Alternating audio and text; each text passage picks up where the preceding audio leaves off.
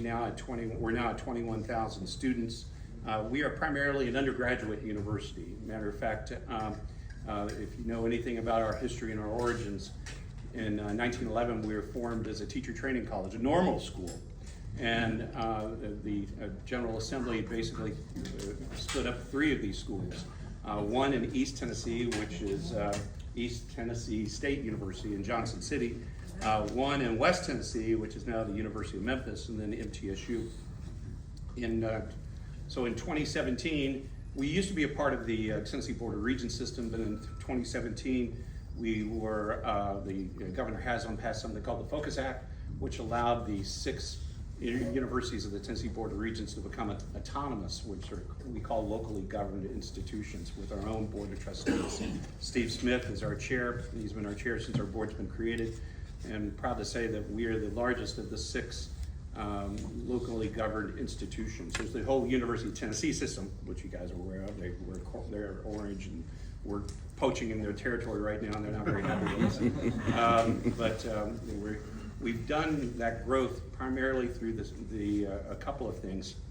I often say that Middle Tennessee State University is the most appropriately named university in Tennessee. Middle Tennessee, because our focus is the region we're in right now. And indeed, more than 70% of our alums basically reside within an hour's drive of Nashville, and we're really proud that we're the #1 provider of graduates to the Nashville market. More Nashvillians attend MTSU than all the Nashvillians attending all the universities within the city of Nashville. Just to kind of speak to the draw that we create of that. So Middle Tennessee State University, I like the state as part of our name. We are basically a place that serves the people of Tennessee. Overwhelming percentage of our enrollment are Tennesseans. Matter of fact, we have a very small out-of-state population, less than 10%. Most of our graduates live in Tennessee, have families in Tennessee, have careers in Tennessee, and go on to basically build the economy and the opportunities within our state. And us providing that opportunity, we do call ourselves the University of Opportunities. We like to say that we are the choice of people who are trying to change the destiny of their lives for the better. We're the #1 choice of what we call first-generation college students, which would be students who were the very first in their family to attempt college and graduate college. And nothing is more transformative than that opportunity to be at that university that is helping and committed to making sure they succeed. And a lot of our time and our money and our resources go to basically create an atmosphere of student success where they can find what they're looking for.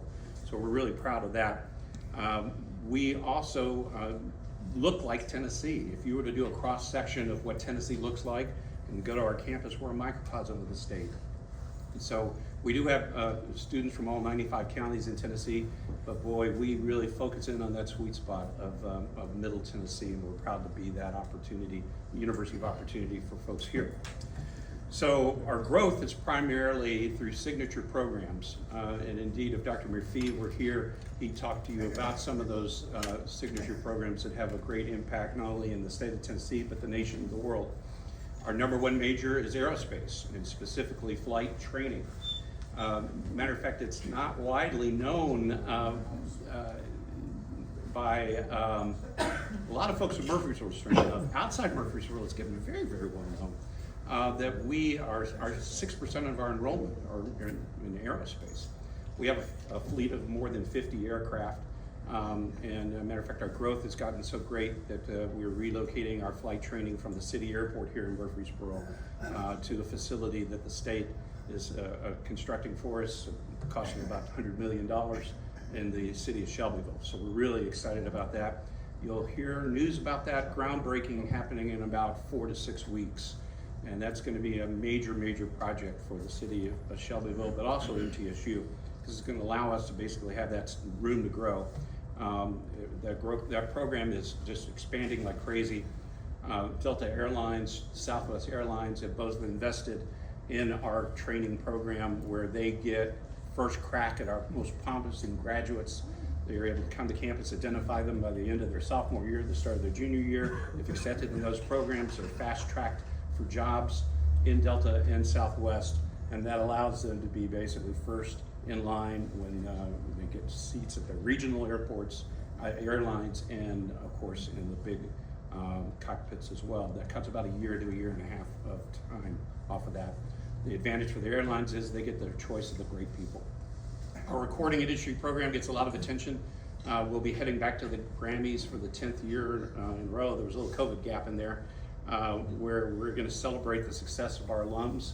Our recording industry program is focused on two primary areas, which is songwriting, and that's self-explanatory, audio engineering, which is one of the best programs in the nation, #1 by all the rankings in the industry.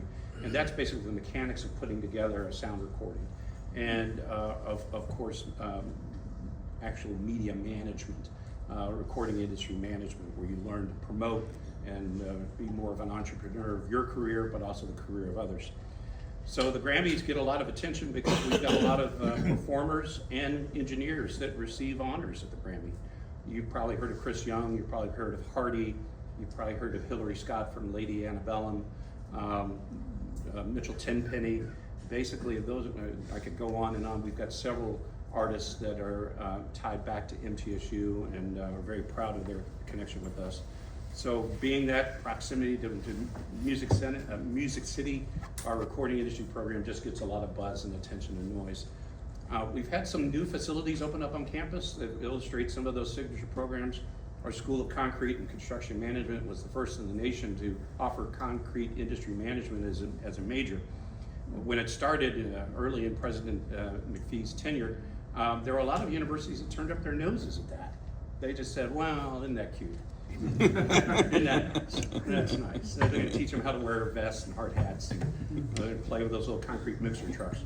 What they failed to recognize is the concrete industry wanted qualified executive level hires that could basically go on to manage these complex projects. And they've invested millions of dollars into the creation of this program. Now there are 8 universities across the nation that have this, but we're still #1 with a bullet. And they showed that admiration and that dedication by helping us build a brand new facility for the concrete construction management program. We added construction management because that expands into other areas of home building in Nashville. With basically the economic boom of Nashville, having our graduates serve in those roles are key. For concrete industry management alone, if you're thinking about careers for young people, see, he's got my brochure, which is great, great. Our concrete industry management program has a 94% job placement rate. Basically, the 6% that don't get jobs, basically, they either have a boyfriend or a girlfriend and can't really locate, or they're going on to get their master's degree.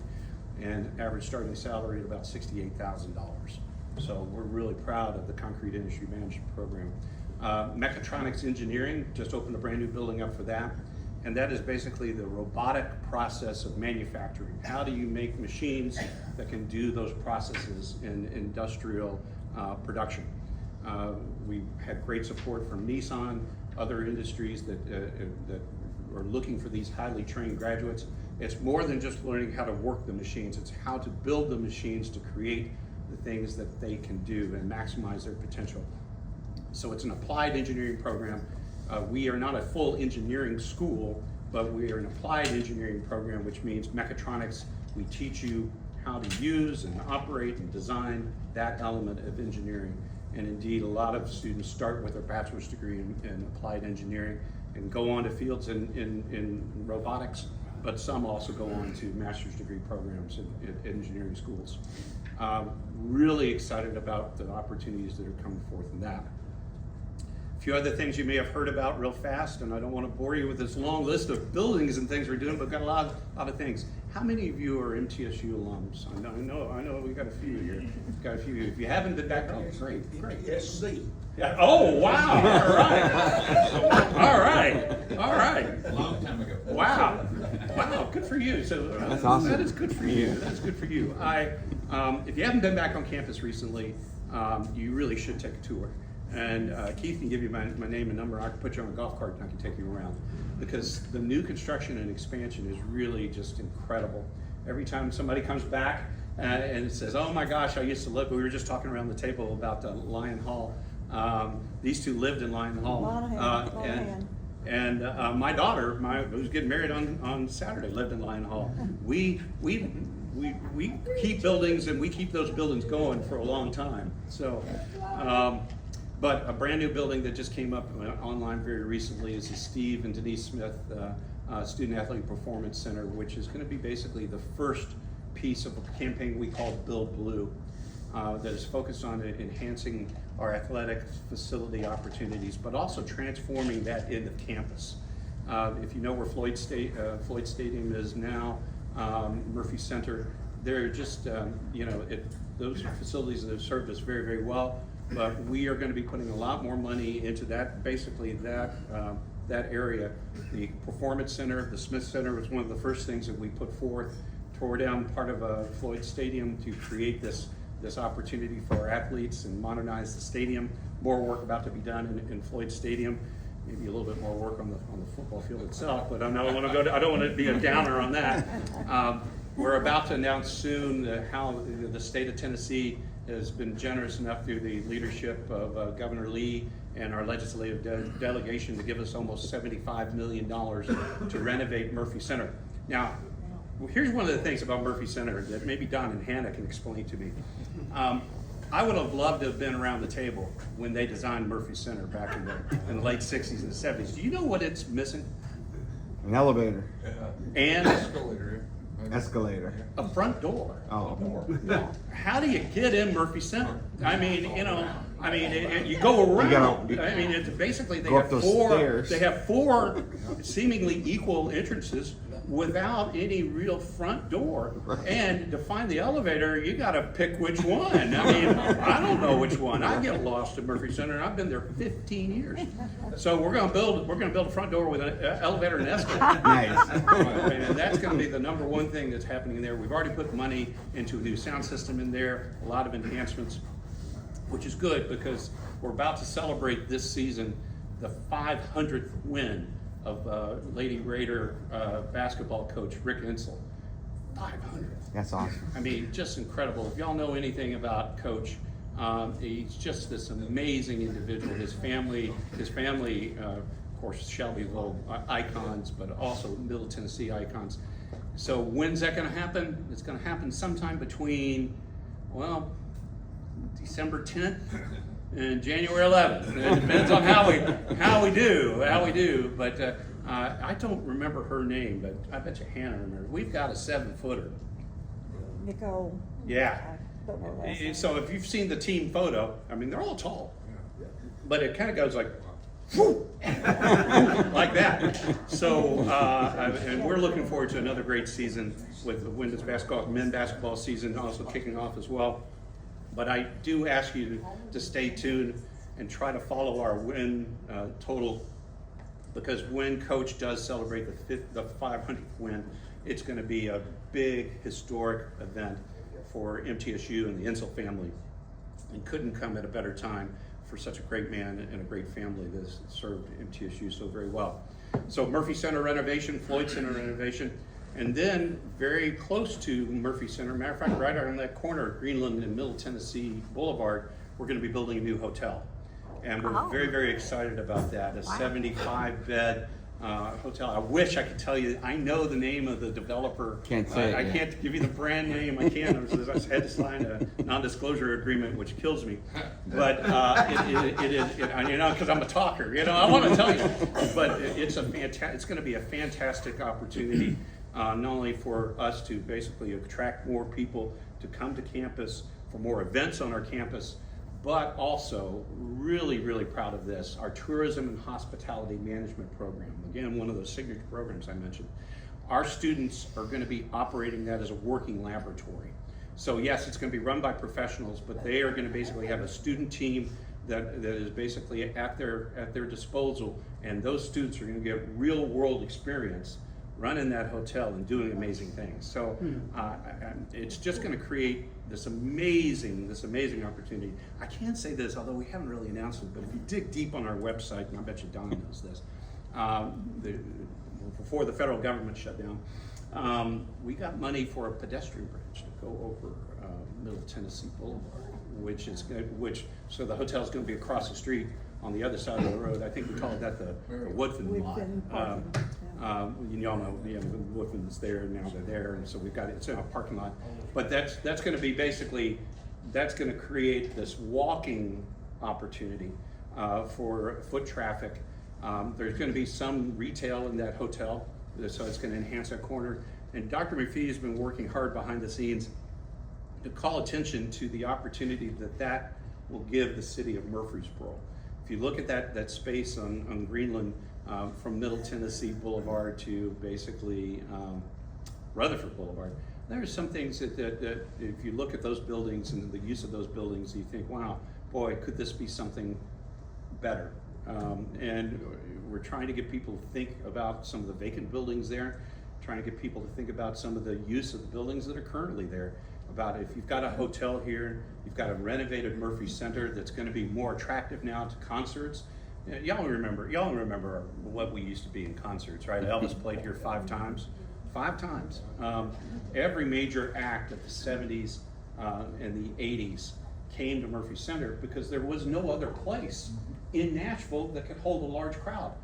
Phil Bredesen was sitting at an Eagles concert at Murphy Center, and he was on the 3rd row, and he sat down, he tells his story, and he looked up and says, why did I have to drive to Murfreesboro to see the Eagles? And that led to him pushing for what is now Bridgestone Arena. So that arena, of course, much larger than Murphy Center. What we're trying to do with the renovations and improvements that we're making to Murphy Center, that front door and that elevator and that escalator, so that people know how to get in the building, is we're going to be emphasizing the opportunity that's going to present as an entertainment hub for Murfreesboro. So with the hotel, with Murphy Center, with the improvements of Floyd Stadium, which also could be a potential concert and entertainment opportunity as well, this is really more than an athletics project. It is an economic development project for the entire city. So we're really excited about that. I could go on, and I guess I was brought here to go a little bit on and on, but there are a couple of things I want to talk about before Keith gives me the yank.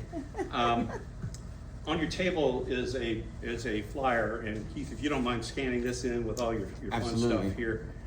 In addition to the great things that Don mentioned about our Salute to Veterans game, we are going to be celebrating the 10th anniversary of the creation of the Charlie and Hazel Daniels Veterans and Military Family Center. I'm proud of many things I've done at MTSU, and I'm most proud of the fact that I was given the honor and privilege to work with Lieutenant General retired Keith Huber. If you've not met General Huber, I strongly encourage you to come to either this event or this Salute event, because he is a remarkable man. I want to share this story, and this is old school to Don and Hannah and Keith, but General Huber, when he retired from the United States Army, his last assignment was a very difficult one. He ran the criminal justice system in Afghanistan, which is basically holding some of the most dangerous war criminals that you can imagine under incredible, intense political pressure from all the member countries as part of that force. He was the sole responsible officer for that facility, reporting directly to the Secretary of Defense. And that was an incredible toll for him and his family.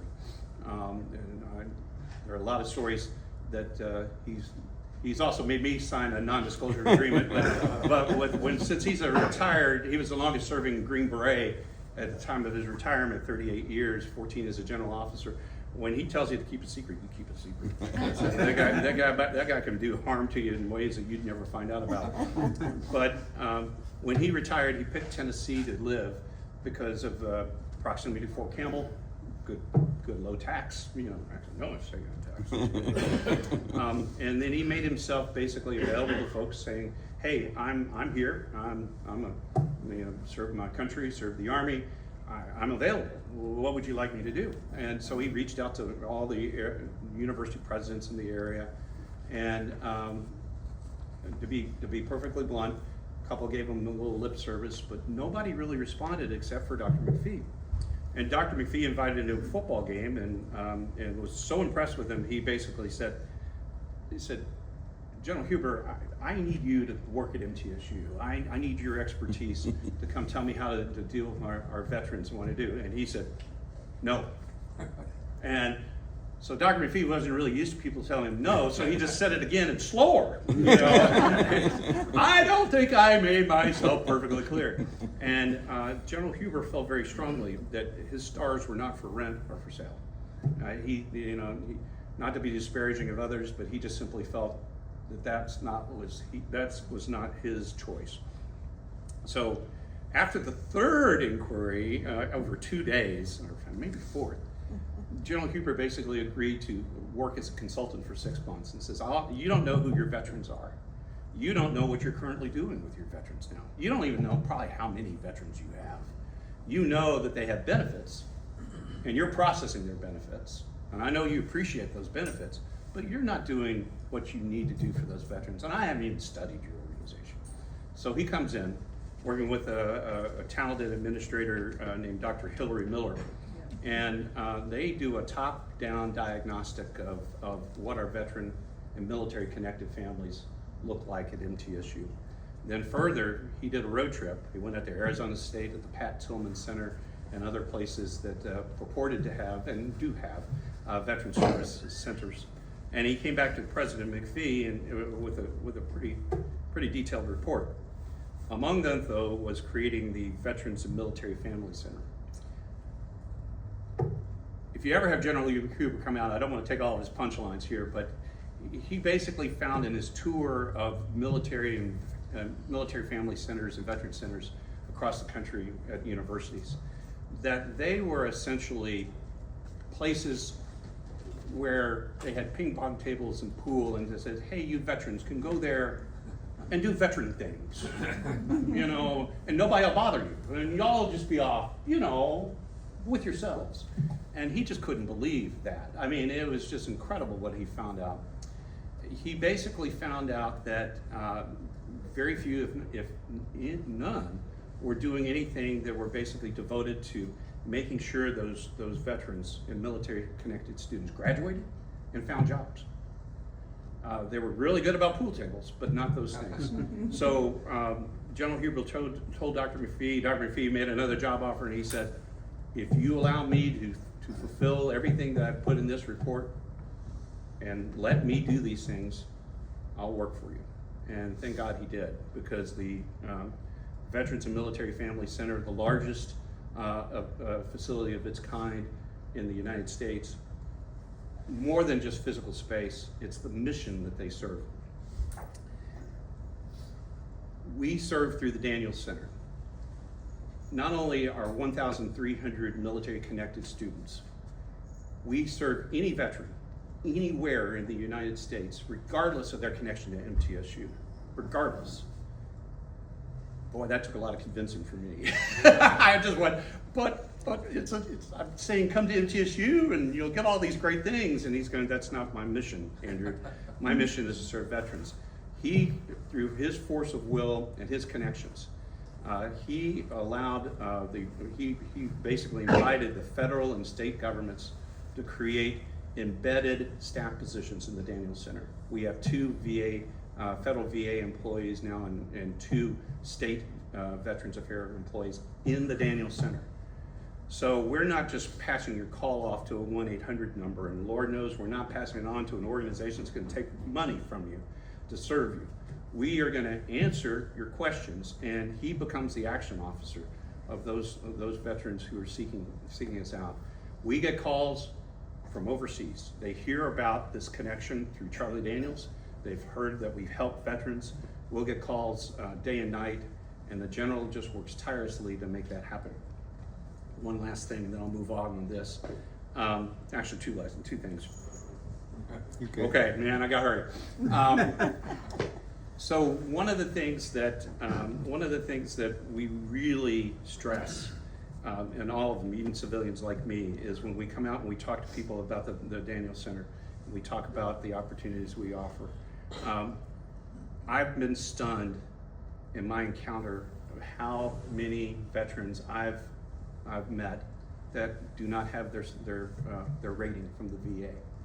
They just don't. And they'll explain it very clearly. They'll say, well, hey, I'm fine. Arms, legs, I'm good. I'm good. That goes to the people who need the help. But they are struggling often with service-related injuries, chronic conditions, things that perhaps they've just taken for granted as aches and pains of getting older, and not seeking that rating. And the general, I've watched him give this talk again and again, not seeking that rating, not allowing the system to basically assess your condition is depriving you of your hardest earned benefit. So I'm hoping that an organization like the MOAA, I'm not talking to any veteran that has not received their rating, right? Right. I got a couple of people looking down on me Uh-oh. here. I'm not gonna go further on that. If you need help with the Daniel Center to get that happen for you, please do reach out. Keith, of course, Keith knows everybody and everything, and he can get you in touch with me or General Hubert. Please do this. Don't deprive this of your family, and you've already earned this. So that's story number one. Story number two, and then I'll move off the Daniel Center. So Charlie Daniels, when we created the Veteran Center, of course he was interested, and you all know Devil went down to Georgia. You know what he did, and basically he had an organization called the Journey Home Project, and Charlie raised money to help veterans from proceeds of his concerts and other activities, and they fund a lot of organizations. So Charlie got wind of this through, Charlie was connected with General Huber through Beverly Keel, who's the dean of our College of Media and Scott Borchetta College of Media and Entertainment, who gave us $15 million to put his name on that. And he's a CEO of a great record company called Big Machine Records. They got him connected, and Charlie, of course, became a transfer to the general. We do have a saying that sooner or later, every one of us recognizes that we now work for the general. And Charlie Daniels recognized pretty quickly he was working for the general and started fiercely raising money for the Daniel Center. The Daniel Center, we raise money, but we don't need that money to operate. And we're very proud of that. The fact is, the operational costs of the Daniel Center is not due to donations. Donations make us greater and bigger. It allows us to add search agents and all other things for employment. It allows us to do enhancements for our population. But the operational costs, the salary costs of the Daniel Center or of the university, and General Huber was very insistent on this. He saw many universities who would say, hey, we used to have a great veterans program, then the grant money ran out. And the general said, well, that means you're just not committed. Mm-hmm. If you don't, your money's where your mouth is, and if you don't want to do those things that support the people who need it, then what's your commitment? So Charlie Daniels basically allowed us to kind of create a visibility that has been remarkable for the Daniel Center. President McPhee basically allowed us to, normally you've got to give X million dollars personally to get something named after you. That's why I'll never get anything named after me. But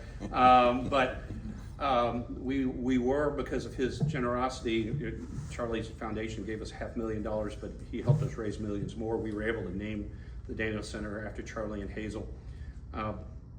Long story short, in 2020, when Charlie Daniels died, General Huber called the Secretary of the Army personally and asked for permission to extend military honors to Charlie Daniels. And indeed, General Huber assembled a team of then Major General Max Hastings, one of our MTSU graduates, Tennessee Adjutant General, and others to basically form that honor guard to deliver the folded flag to Hazel Daniels and Charlie Jr. So, Daniels Center, we're celebrating a decade of service November 3rd at the KUC Theater. If you can join us there, it'd be great. Last but not least, if you haven't had a chance to encourage or find out more about our ROTC program, our Army ROTC program at MTSU, we're extremely proud of that. More than 70 years of operation, 17 general officers have come through that program for a state university. To have 17 flag officers is remarkable. And indeed, our 3 stars, our highest, have be retired Lieutenant General Bill Phillips, who's now living in Belleville, which, who's your membership chair? Who's the membership chair? I'll give you his name. I'll let you bug him. You get him out here. I bet you he could help you with some things. But they're great people. I'm very, very proud of our Army ROTC unit. There were some funding scares for a bit about programs being eliminated. We came up on the high side of that, fortunately. Tennessee Tech is now going to be a auxiliary operation, still in service, but they're going to be relying upon resources and services from MTSU, which we're happy to provide. But the fact that it survived that funding cut makes me proud of the mission and the service that we put forward. So that's it. Man, I about worn out all the oxygen in this room. Questions? Can I answer any questions about MTSU, about any of the things that we've talked about, or anything that I haven't talked about? Anything at all?